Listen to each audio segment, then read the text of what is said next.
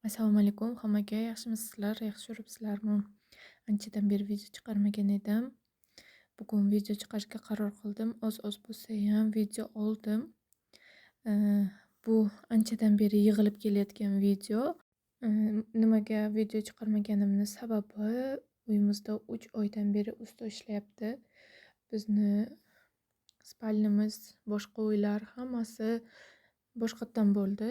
Bizni uyimiz, spalniyalarimiz polni noldan bo'ldi, boshqa uylarimiz shunchaki asijit qilindi. Endi esa hovlida ozgina ishlar qolgan. Shu bo'lsa, keyin shu bilan hovlining уборкаларni chiqaraman. Bugun esa hammom, tualet, uylarni уборка qildim, tozaladim. O'shalardan video tayyorladim. Birinchi bo'lib hammom, tualetdan boshladim. Keyin esa kuxnyani yig'ishtirib, gazini yuvib, posudalarni yuvib bo'ldim, tozalab. O'shani ozgina video olganman. Shu bilan telefonimni pamyati to'lib qolganligi kuxnyani videosi olinmagan. Bundan keyin esa uyimni, spalniyani tozalashga o'tganman. Kuxnyani tozalab bo'lgandan keyin spalniyalarimni tozalab, changlarni artib, polni pilisos qilib, уборка qilib bo'ldim. Keyin esa utyug qilishga tushdim.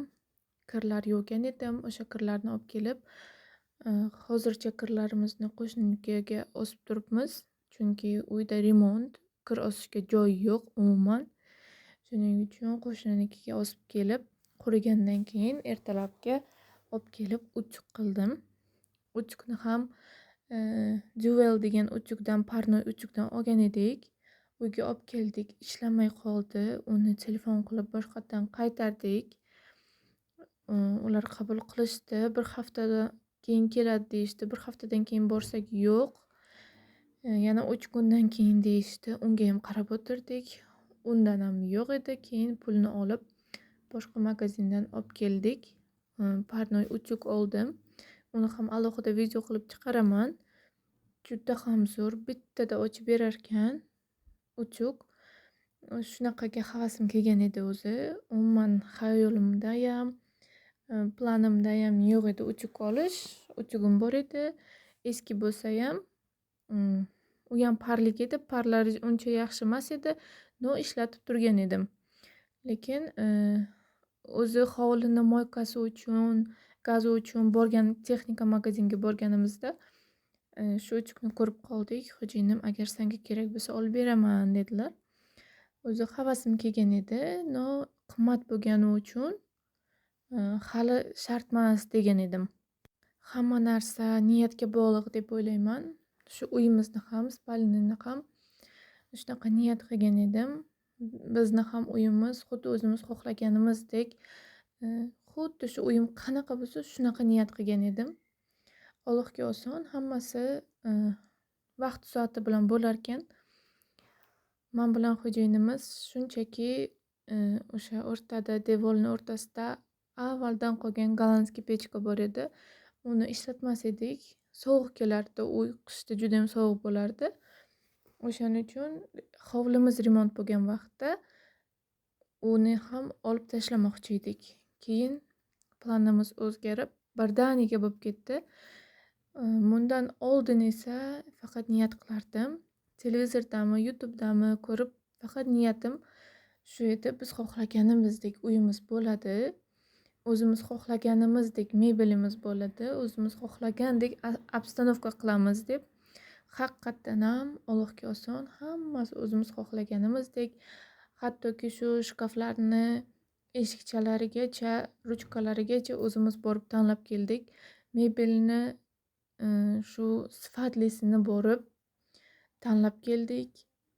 Televizorni orqasidagi TV zonani ham o'zimiz tanlab keldik. Pardani ham shu uyga mosladik.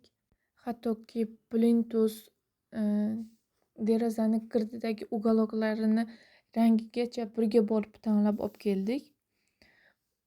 Shuning uchun niyatni yaxshi qilib, faqat havas qilish kerak ekan, hasad emas. Shunchaki havas qilib, ich-ichimdan niyat qilgan edim. Allohga oson, biron kun bizni ham uyimiz shunaqa bo'ladi, o'zimiz xohlaganimizdek idealni bo'ladi deb alhamdulillah hammasi bo'ldi. Borib obойni ham, lustrani ham 1 kun, 2 kun tanlaganimizcha vaqtimiz ketdi, lekin bo'ldi hammasi. Shuning uchun faqat yaxshi niyat, yaxshi gaplardan gapirish kerak ekan. Shu niyatingizga yarashasini Alloh berar ekan. Hech qachon niyat qilganda gumon qilish kerak emas ekan. Gumon, masalan, shu narsani qilaman dedingiz-ku, lekin degan narsa sizni ichingizdan o'tdi. U Allohga gumon sifatida qaraladi. Shuning uchun sizda bo'lmasa ham niyatni katta qilish kerak.